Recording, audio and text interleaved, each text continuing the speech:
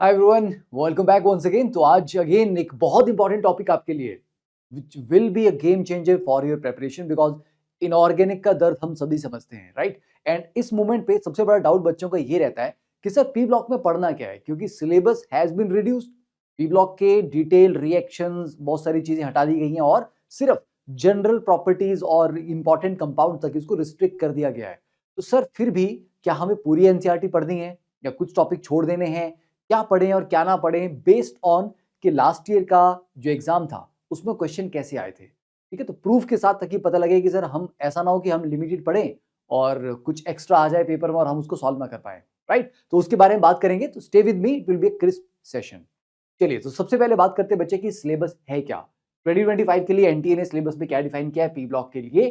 तो देखिए, general introduction, electronic configuration and general trends in physical and chemical properties. अब देखो यहाँ पे जब आप general trends in physical and chemical property की बात करते हो तो फिजिकल प्रॉपर्टी में उसकी अबंडेंस के बारे में पूछ ले, अपीयरेंस के बारे में पूछ ले, इलेक्ट्रोनेगेटिविटी, साइज, आयनाइजेशन एनर्जी, ठीक है, वो सारी चीजें आ गई।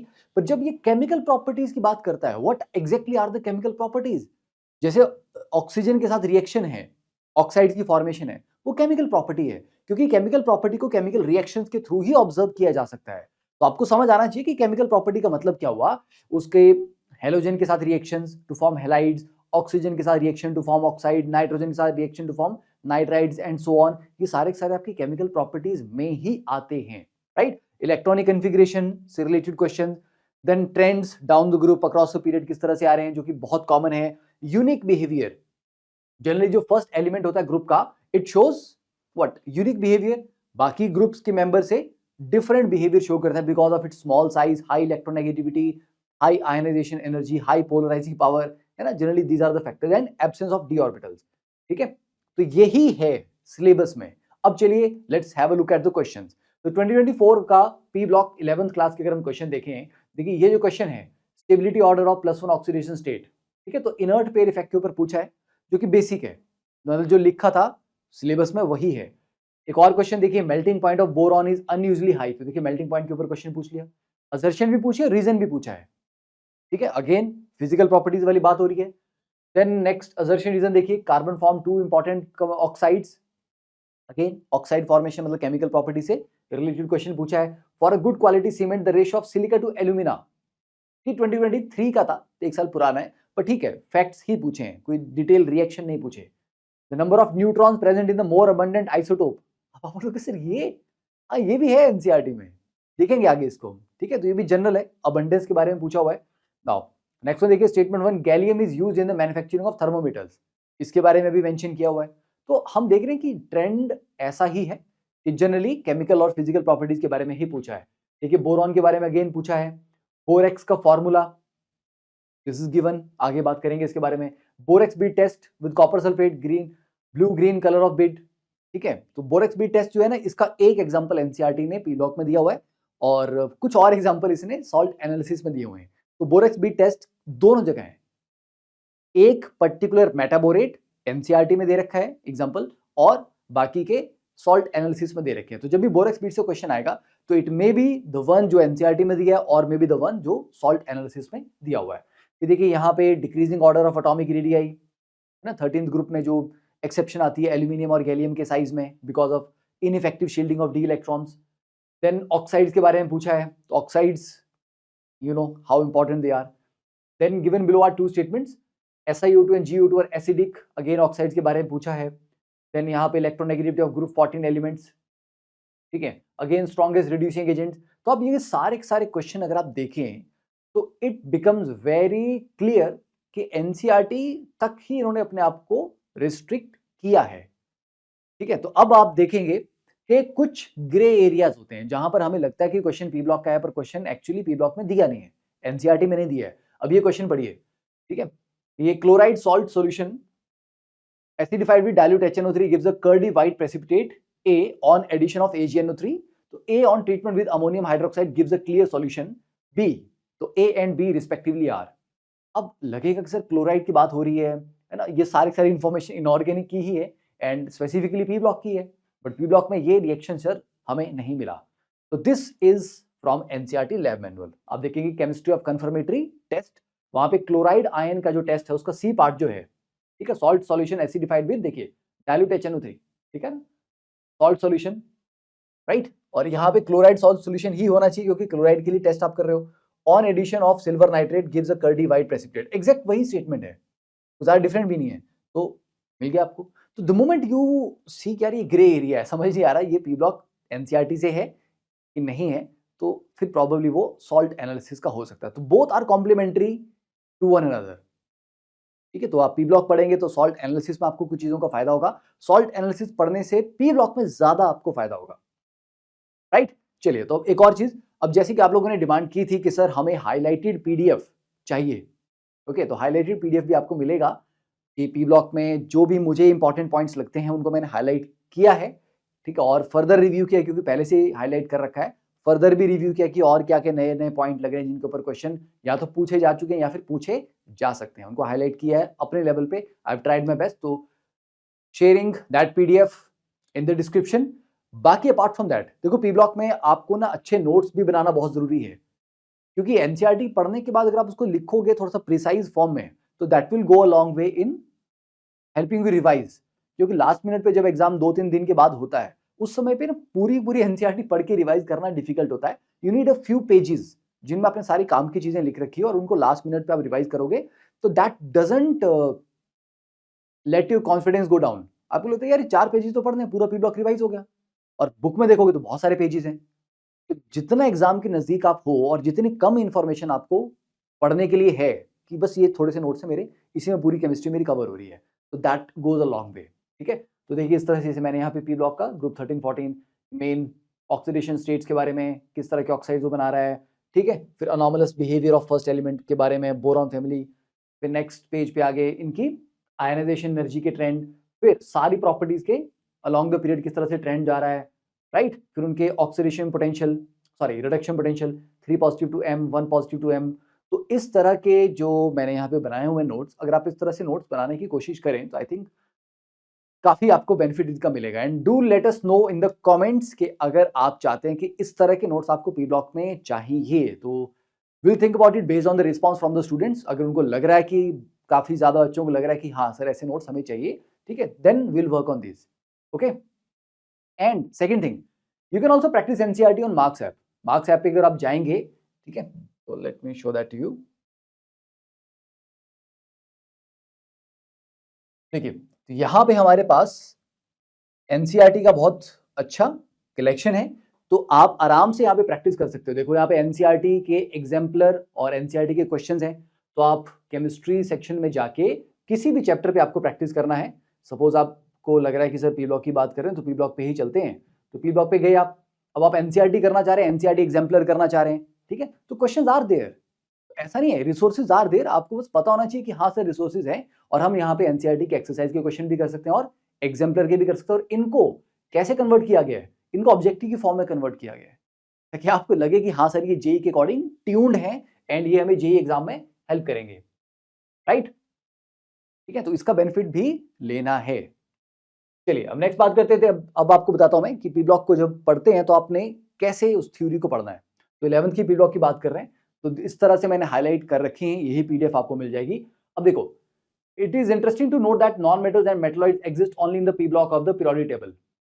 इंपॉर्टेंट पॉइंट है, ये क्वेश्चन में ऑलरेडी पूछा जा चुका है पहले।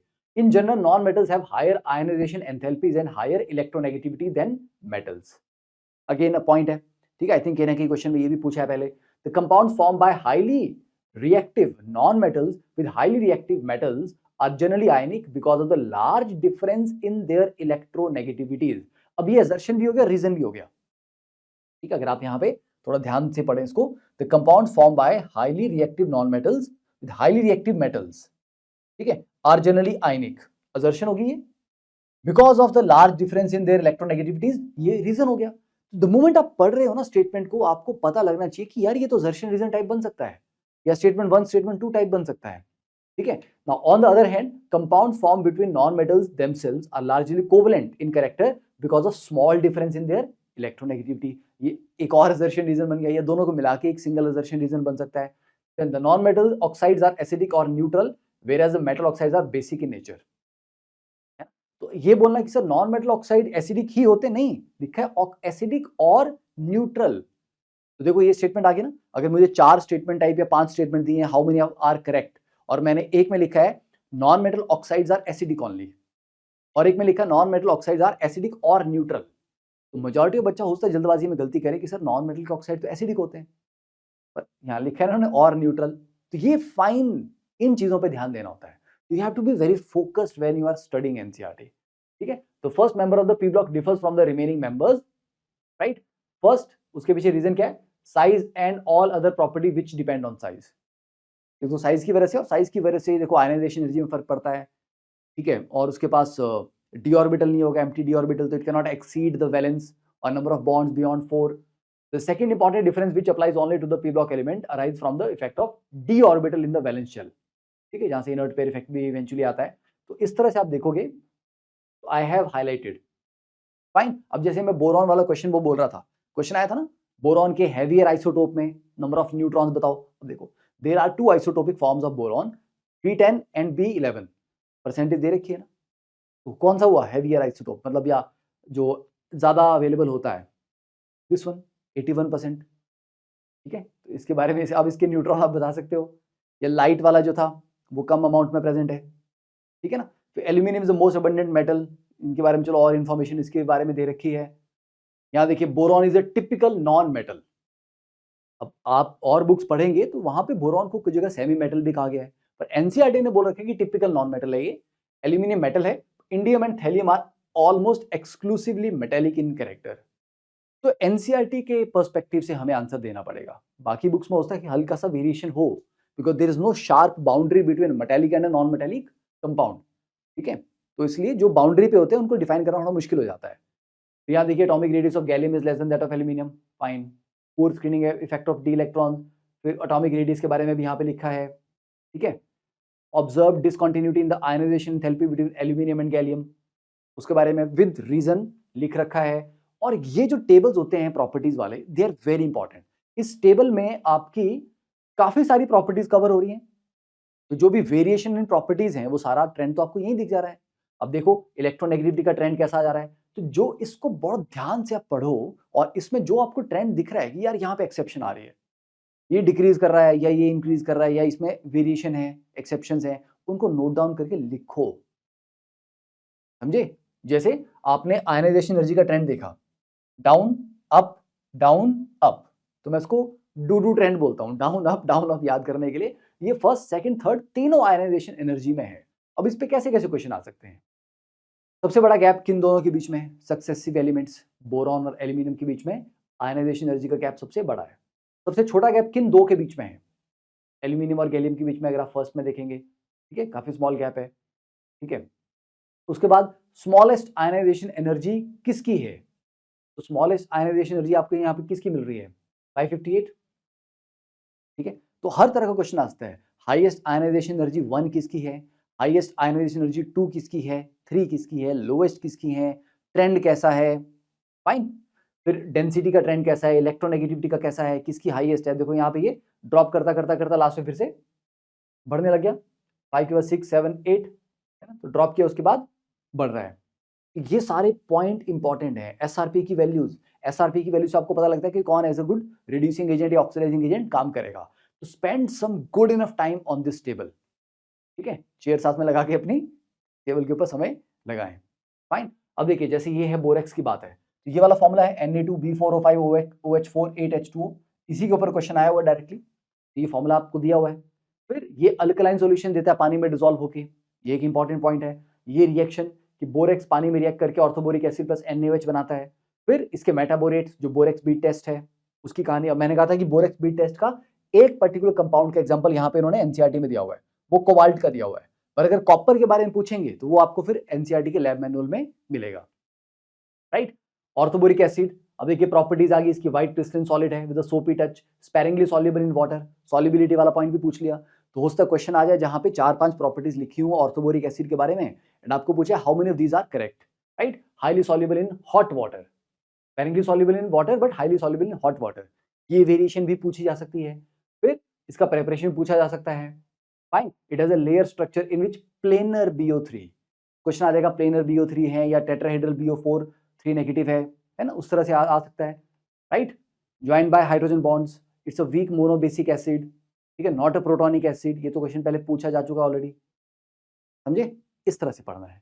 That's it, I hope now it is clear कि एनसीईआरटी कैसे पढ़नी है। जितना आपको दिया हुआ एनसीईआरटी में आई थिंक वो सारा आप पढ़े, बहुत डिटेल में रिएक्शन बस आपको नहीं पढ़ने हैं, आपको ज्यादा फोकस कंपाउंड्स के ऊपर करना है। अब रिएक्शन देखो, अब जैसे डाइबोरेन है, diborane is very important compound, diborane हो गया, बोरिक एसिड हो गया, ठीक है। तो डाइबोरेन की प्रेपरेशन के मल्टीपल तरीके हैं, 3-4 तरीके हैं डाइबोरेन के, जितने तरीके, इंडस्ट्रियल प्रेपरेशन क्या है, लार्ज स्केल प्रेपरेशन और लैब प्रेपरेशन में, ठीक है, वो एग्जाम्पल याद करने हैं डाइबोरेन के। डाइबोरेन के आगे कुछ इंपॉर्टेंट रिएक्शन है वो करने हैं, इट इज फ्लेमेबल, वो रिएक्शन याद करो। तो एनसीईआरटी ना पढ़नी पड़ेगी आपको पी ब्लॉक की, ठीक है, पढ़नी पड़ेगी, राइट। बाकी आप पीवाईक्यू करिए, डट के करिए, क्योंकि जितने ज्यादा आप पीवाईक्यू करोगे उससे आपको और क्लैरिटी आएगी कि किस तरह से क्वेश्चन पूछा गया है। फिर वो पीवाईक्यू देख के when you again go back to NCERT, तो अरे यार इस लाइन के ऊपर तो क्वेश्चन पूछा है, राइट। तो पीवाईक्यू करते करते करते आपको और क्लैरिटी आती है कि एग्जामिनर किस तरीके से सोच रहा है एंड मुझे टेक्स्ट बुक को किस तरीके से अप्रोच करना है, ठीक है। कुछ अगर मिस कर गए हम तो उसके लिए please let us know in the comments, और नोट्स के बारे में भी कमेंट्स में जरूर बताइएगा। एंड अगर आपको अच्छा लगे सेशन, शेयर करने में हेजिटेट नहीं करना है। चलिए, कीप स्माइलिंग।